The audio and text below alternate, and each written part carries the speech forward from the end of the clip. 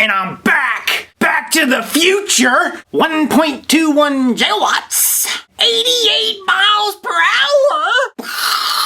Today we're going to be talking about Grand Innovations Gi2. But before I get into any more of this review, I gotta give a shout out to my boy Mike over at Vape Happy. He's got an online shop out in Cali. Mike, if you're watching this, brother, thank you so much. He actually sent this device to me for free to review for you guys. Thanks again, brother. I'm gonna vape on her, talk about the pros and the cons. Oh yeah. If I had to make an analogy for this device, it would have to be the DeLorean of APVs. It brings a futuristic quality, but at the same time, it brings a retro vibe as well to the vaping market, if you know what I mean. So right now I've got her at 50 watts. With this build at 50 watts, it's pushing 3.74 volts and pulling 13.4 amps.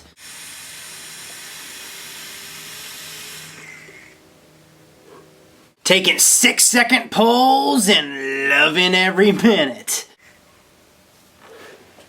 Damn Cloud, get out of here. Oh, by the way, the atomizer I have on here is the Brass Monkey, and the build I have in here is a dual chimney coil build with a U-wick. Got a video tutorial coming on that very soon. So with this build, I'm able to take 6-second pulls without any dry hits at 50 watts. Now I'm going to take her to 75 watts. That goes from 5 to 6 second pulls to 2-second pulls. So 75 watts is a significant jump. I mean, from 3.7 volts to 4.6 volts is a freaking huge difference. 75 watts to me is a little it's a little much. With this type of build, anything between 0.3 and 0.5 ohms, I like between 40, 45, 50, 55 watts, okay? That's like my sweet spot. But hey, you can go to 75 watts. You can even go to, let's see, what's the maximum wattage with this build? So the maximum wattage with this build I have on here right now is 90 watts. And that's freaking crazy! 90 watts? Who the hell is gonna vape at 90 watts? I'm sure as hell not gonna vape at 90 watts. It's way too much for me. You guys saw my sneak peek video. I was like, holy shit! Freaking 90 watts, 100 watts. And it doesn't stop there. And I'll go over that in a second. That's just a little preview of the coil I have on here right now. 45, 50 watts is where I like to sit. That's really perfect for me. I like to take those 6-second draws. Booyah. Now we're gonna go over the pros and the cons. There are a lot of pros and there are quite a few cons. Pro number one, this thing is built like a freaking tank. Solid aluminum. It's got two 18650 batteries in here, and with those two 18650 batteries, this thing is heavy. When you take those 18650 batteries out, it becomes significantly lighter, but it's still super solid. It's solid. When I said my sneak peek that this thing vapes up to 100 watts, I was wrong. It actually vapes up to a max 168 watts. That's right, 168 watts. So Grand Innovations, I've been speaking with those guys for the past 3 or 4 days now on Facebook, and they sent me a chart, a resistance and voltage chart. Look at all those numbers. So it basically shows with each resistance, from 0.18 to 1.2 ohms, the maximum wattage, the minimum wattage, all that jazz. And if you go to Grand Innovations, they have a Facebook page and they have a group page. I'll post both links below. If you go there, they should have a chart where you can download and see all the numbers, what this thing does, and it is insane. For example, you can build a coil for this thing all the way down to 0.18 ohms. At 0.18 ohms, the minimum voltage is 2 volts. Now that's 22.22 watts. That's the minimum. The maximum, if I were to go to, let's say, 5.5 volts, or the maximum wattage, that would be 168 watts. That's nuts. Okay, 0.19 maximum, 159 watts. 0.2 ohm build, 151 watts. 0.21 build, 144 watts. 0.22, 137.5 watts. I mean, it just keeps going. It's got the minimum, it's got the maximum, it's got all the in between. Go there, download this chart, and check out the numbers. Like I said, right now with this build, the maximum I could go is 90 watts. Which is still way above what I'd ever go to. period. Another pro. Got to consider this a pro for you super sub-ohm guys. Like I said, it goes all the way down to 0.18 ohms. I mean, if that's not super sub-ohm, and I don't know what is. Just like I mentioned in the chart, the lower the resistance you go, the higher the watts you can vape for this device. Another pro. While the menu screen is a lot to take in at first, and I'll go over all this in the close-ups, it really is a lot to take in. When I first got it, I was like, what the hell? How am I going to navigate? What is this? What is that? You get used to it. I've been using this device for a week now. I know the ins and outs like it's the back of my hand. But it's also freaking cool. There's so many things you can do. It's got a variable voltage mode screen. It's got a variable wattage mode screen. You can put your own personal wallpaper on there. For example, look at that. That's my own personal wallpaper. I made this file, uploaded it to the micro SD chip, which is in this device, okay? You've got that option. And you can upload more than one personal image for your wallpaper on there. I believe it's up to like 6 images. The screen has a battery indicator so you could see where your battery life is. I've got a fully charged battery in here and it's showing 8.7, 8.8 volts. When it gets really low, like 7.4, 7.3, once it gets down to 7.2 volts on the battery indicator, it'll light up and say, you know, you better change your batteries because if you keep vaping, you can damage the batteries. It lets you know all this. It's got a second counter. So if I take a hit, it shows how many seconds that it was firing for. Like I mentioned before, I like to take 6-second hits, especially with this build at 50 watts. It shows that. You can lock the screen to where you can't fire it, just like your DNA 20, DNA 30 devices. It gives you options to brighten the screen, all that jazz. I'll show all this stuff to you in the close-ups, but you have all these options, and that's awesome. This device holds two 18650 VTC4s. VTC4 recommended. I love this design. Love it. Sick as tits. While it looks retro, at the same time it also looks futuristic. So you get the best of both worlds. Every device that I've used, whether it's the Brass Monkey, the Zenith, Patriot, Kanger Pro Tank. I don't know why the hell I'd want to put a Kanger Pro Tank on there, but I tried it. It's compatible. Every tank that I've used, put on here has been compatible. The back, okay, it's got a sliding back door. Super easy to get on and off. Easy peasy, what a sleazy. This device did come with a micro SD chip, and for those of you guys who do not know what a micro SD chip is, I'll show you in the close-ups. And the only reason why it came with a micro SD chip is because Vape Happy, Mike over at Vape Happy, he sent this device to me with a micro SD chip. But if yours does not come with a micro SD chip, they're easy to come by. You can go to, you know, any Radio Shack, pick one up, and they're fairly cheap too. So those are the pros. Now the cons. I mean, a lot goes into this product. There's going to be glitches, there's going to be cons, and that's just the way it is. First con, buttons, and there's 4 different buttons. Fire button, you got your button 1, which is the fire button, button 2, which is the function button, button 3, and then you got your button 4. These buttons are, first of all, too flat for my taste, and they're tiny. Sometimes I can't even feel when I'm pressing the button. See, like I can't even feel it, and it. Okay, there we go, it fired. But I wish these buttons would have protruded a little more and been a little bit larger, okay? And plus, they're not clicky at all. I like my clicky buttons. Gotta have my clickiness. Second con, the 510 connection is crooked. I don't know if that's just my device. Every atomizer, every tank that I've screwed on does not fit flush or straight. Here, let me show you. Maybe you can't. See how one side goes up?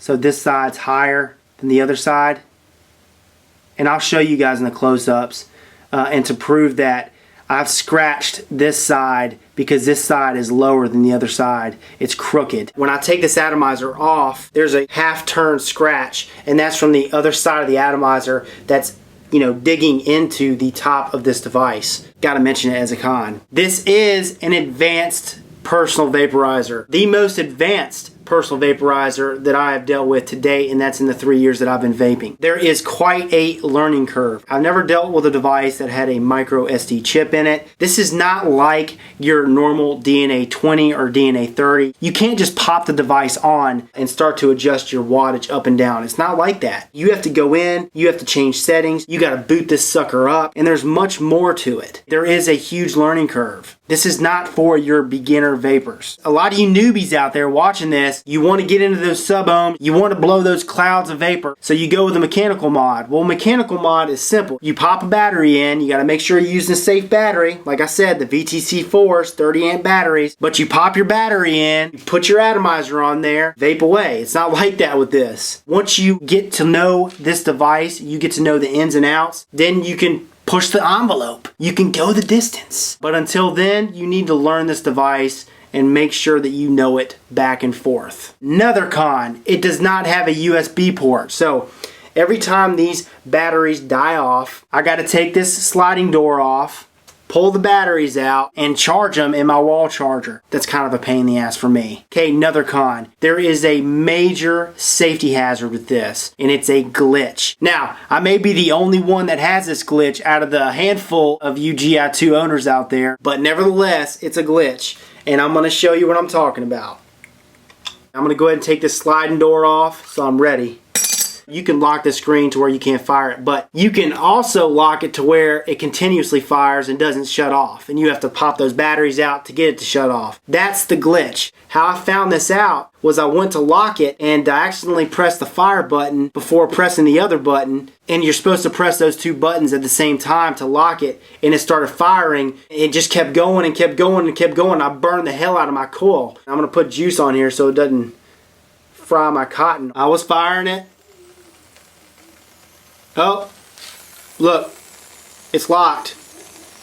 That's safety hazard, okay? I had to pop the batteries out. And as soon as I let the manufacturers of Grand Innovations know about this glitch, they said that it would be totally fixed for the second batch. Now, this glitch does not affect the performance of this device in my vaping experience in any way. I just make sure. To those of you Gi2 owners right now, you gotta make sure that when you're firing this up, you don't press the bottom button as well. Otherwise, you're going to lock it and you're going to lock it firing. Okay, and it will not stop until you pull those batteries out. Another con. For those of you guys who like to vape above 1 ohms, this device is not for you. It's not like the DNA 30 where the DNA 30 goes up to 8.3 volts. For those of you guys who like to vape at 1.2, 1.5, 2 ohms, 2.5 ohms. With this one, you're going to get a much weaker vape than on something like the DNA 20 or the DNA 30. This is for sub-ohm vapors. This is for super sub-ohmers. The micro SD chip in here is a bitch to get out. What Mike told me over at Vape Happy was you can get this thing out by just pressing it in and pulling away, and the spring just ejects it. Not for me, not for my device. Spring system must be all jacked up because every time that I press it in and it clicks when it locks in and it clicks before it's supposed to shoot out, it gets stuck. So I have to take tweezers in there every time and get it in there and fish it out, which is kind of a pain in the ass. Another con, I don't know if I consider this a con,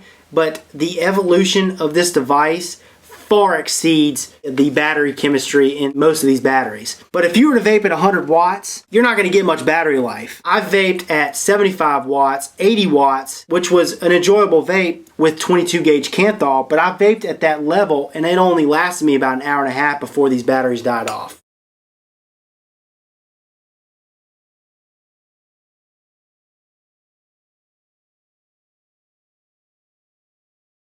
The circuitry in this device, even the circuitry in these DNA 30s, they far exceed the chemistry in these batteries. Batteries can't keep up. Whenever I fire this device up and I let go of that fire button, it continues to fire for about a half a second longer. That annoys me. It reminds me a lot of these pulse width modulated devices out there. Some of these pulse width modulated devices, whenever you fire them, they take about half a second to a second after you let go of that fire button to shut off. Same goes for this one. Firing. I'll tell you when I let go. Alright, letting go. See that? It just kept going. That annoys me. Also, if you're going to adjust the wattage, when I do so, like if I'm going to adjust the wattage, if I want to take it from 30 watts to like 65 watts, it takes forever. You can't hold down that button and it just starts to shoot up. You know, it goes slow. Not too slow, but it goes slow. You can't round robin with this device. It goes pretty slow, and then when it gets to the top, it stops and you have to go back down. Now we're going to go ahead and dive down. I'm going to show you guys the features, how to get into the menu screen, how to boot her up, all that goodness. Let's do it. Alrighty, so here is the Gi2. This is what it's going to look like when you first get it. Okay.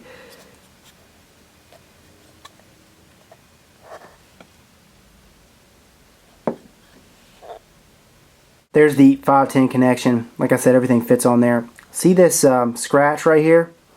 That's from all the atomizers or tanks or whichever device I was screwing on here. It doesn't fit flush, and this side dives down into the top of this device, causing it to scratch. It sits crooked. Here's your screen, huge screen in length. It's about the size of my cell phone. I've got medium-sized hands, and that's not huge, but it's not small either. You got your 4 buttons. Here's your button 1, button 2, button 3, and button 4. Here's your sliding door. You slide it up. Okay. Right there is your micro SD chip. You're supposed to push this in, and it's supposed to shoot it out. You heard the click? No matter what I do, I cannot. It's a pain. Okay, there we go. There we go. Yeah, it's kind of a pain to get it out. But there is your micro SD chip. You do not have to use this chip to run this device, but they state if you do not have a micro SD chip, it'll take a lot longer for your screen to load whenever you change settings, etc. So I highly recommend having this installed in your Gi2. Okay, it clicks. That's when you know it's in place. Batteries, VTC4. Make sure you put those in correctly. And when you get them in there, it'll light up. There you go. You see it light up? Put the back panel back on. Love that sliding back panel. And you'll see this, power standby. Now, what you're going to want to do, let's say this is the first time that you've turned this device on. You're going to want to hold the button 1, this top button, that's your fire button. Hold it down, and it should light up. Okay. Initializing SD card, that's your micro SD card in here.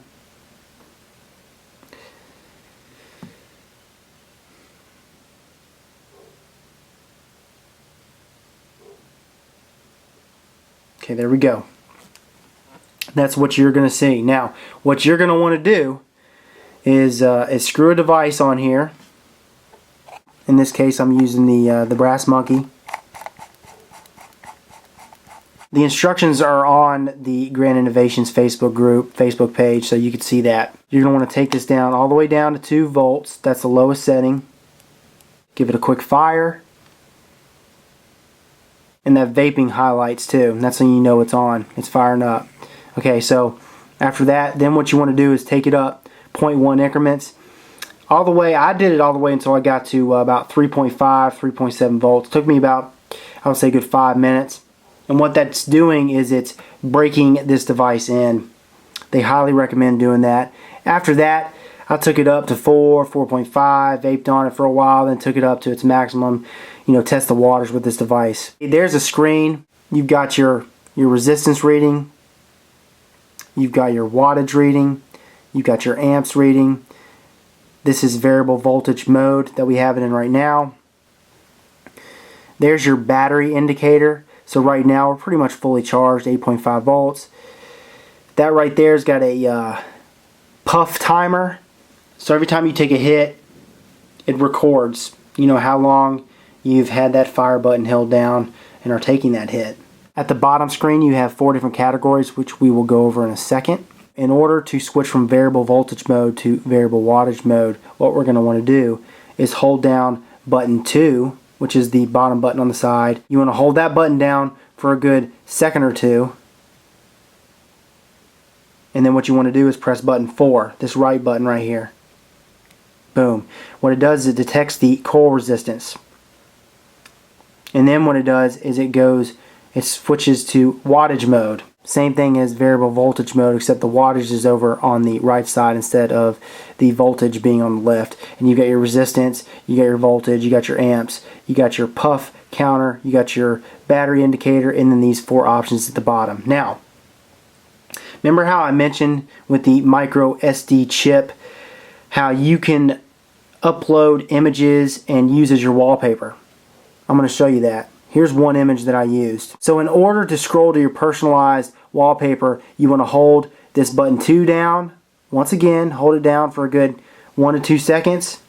And then you're going to hit this button 4, this button on the right. Once you hit this button, it goes straight to your preferred wallpaper. Now, if you hit that button again, it'll go to another, in this case, a blank page. I only have one image uploaded to my micro SD card, but they say it holds up to 6 images. Alright, so you remember these 4 options down here. I'm going to show you how to get to those 4 options. In order to get down to these options down here, you're going to want to hold button 1, your fire button, and button 2, your function button, down at the same time. When you hold them down at the same time, you'll see it pop down below. It'll highlight the lock option. You can scroll from the lock option to this option to this option to this option. Okay, see that? So once I've held these 2 buttons down at the same time, you'll see it highlight this furthest left icon, the locking switch option. Okay, all you got to do to lock this device is press the fire button, and boom, it locks. Now to get back to those 4 icons, you hold these 2 buttons down again at the same time. Okay, once again, you got to hold the buttons down again to get down to these 4 icons. Alright, back down there again. Now to scroll to the next option, you're going to be using these 2 buttons. So I'm going to use my 4th button option to scroll to the right. Boom. You can keep going if you want. Okay, scroll to the left, use my 3rd button option. Okay, so we're going to go to this option. Once you've highlighted over the option you want to get into, all you got to do is hit the fire button to get into that option. I'm going to hit the fire button to get in there. Okay, this is your settings option. So you can adjust the brightness of the screen, and to adjust the brightness of the screen, you use these 2 buttons to do that. Let's say I want to darken this screen.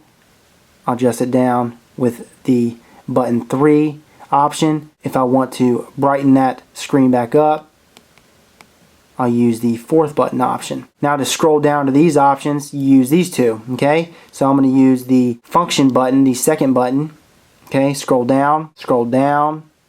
Okay, and I could set these options. That's how it works. If I want to go back up, use the fire button. When you're in these menu settings, by the way, and you tap that fire button, it's not going to fire the device you have on here. Once I've gotten down to the menu exit, all I do is hold down the button 4 option, and it takes me out of that screen. Now we're in the main screen again. Hold these 2 buttons down at the same time. Scroll to this option, tap the fire button.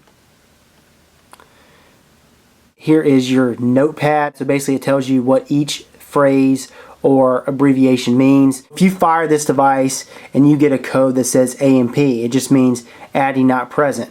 Remember how on the DNA 20s and DNA 30s it says check atomizer? It's kind of like the check atomizer. Okay, so if you have a device that's not making connection, it's going to say AMP, ADDI not present. If you don't have a device on there, it's going to say ANP, ADDI not present. And then you go down to OCP, over current. So if I have a device with a build in that device reading at 0.38 or 0.4 and I'm trying to fire it at 5.5 volts at its maximum wattage, it's going to most likely say OCP, over current. That's just one example. There's many other examples where you're trying to fire a device at a wattage that is too high for that resistance build. Then you've got OVP, over voltage. TOT, timeout timer. Okay, so basically what I did not mention in this video was it does have a timer on here. Okay, so if I fire this device, it's got a 10-second timer. After 10 seconds, it automatically cuts off. You got REIP, resistance, voltage, current, power. Power meaning wattage, current meaning amps, voltage, voltage, resistance, resistance. To get out of this menu, all you gotta do is hold these 2 buttons, button 1 and button 2. I'm gonna fire her up. We're gonna go 10 seconds, and at 10 seconds, she's gonna cut off. Ready?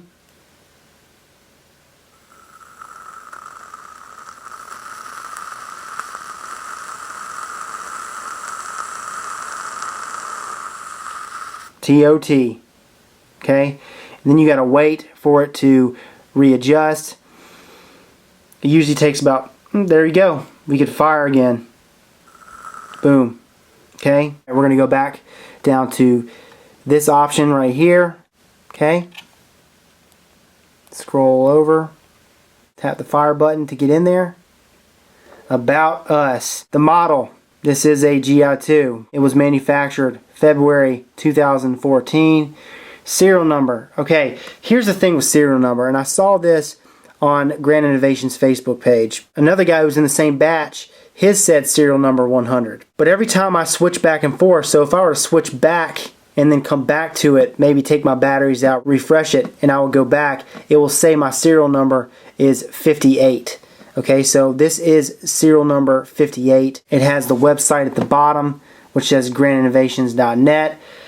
Back to the serial number, I have no clue what that means. It seems like everybody from this first batch or the batch from Vape Happy says 100. It switches back and forth, so it'll say 100 one day, and then it will say the actual serial number the next day, which is 58. That green icon up there at the top right, that's showing that I do have a micro SD installed in this device. Back to battery life. So right now it's pretty much fully charged. 8.8 means completely charged. Now 7.2 is the lowest it'll go, and it'll pop up on here. It'll say low battery, and that means you need to take the batteries out and recharge it. To adjust up and down your wattage, you want to use button 3 and button 4.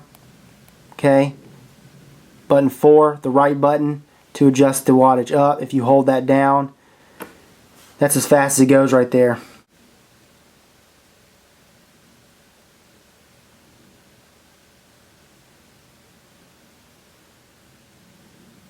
I'm going to give her a fire and watch what happens. OCP, just like in this menu option. OCP, overcurrent. So at 90 watts at 5 volts, that's the maximum for this coil build. Back to the voltage screen, same thing as the wattage screen. These two buttons, button 3 and button 4. Button 4 adjusts the voltage up. The voltage goes up to 5.5 max. Adjusting the voltage down. The voltage goes down to 2 volts. I do notice this though, back at the wattage screen, see how the battery indicator is empty? It's not like that on the variable voltage screen. I'll show you. Okay, here we go. We're going to go back to the variable voltage screen. Alright, back at the variable voltage screen. Okay, it's green, it's lit up. Unlike the variable wattage screen, it's not. So it's showing this is full at 8.5 volts, whereas on the variable wattage screen it's showing that it's empty at 8.5 volts. I don't understand that, but had to point that out. That is the Gi2. That is how to get her started, boot her up, how to go through the menu settings, how to adjust the wattage, how to adjust the voltage.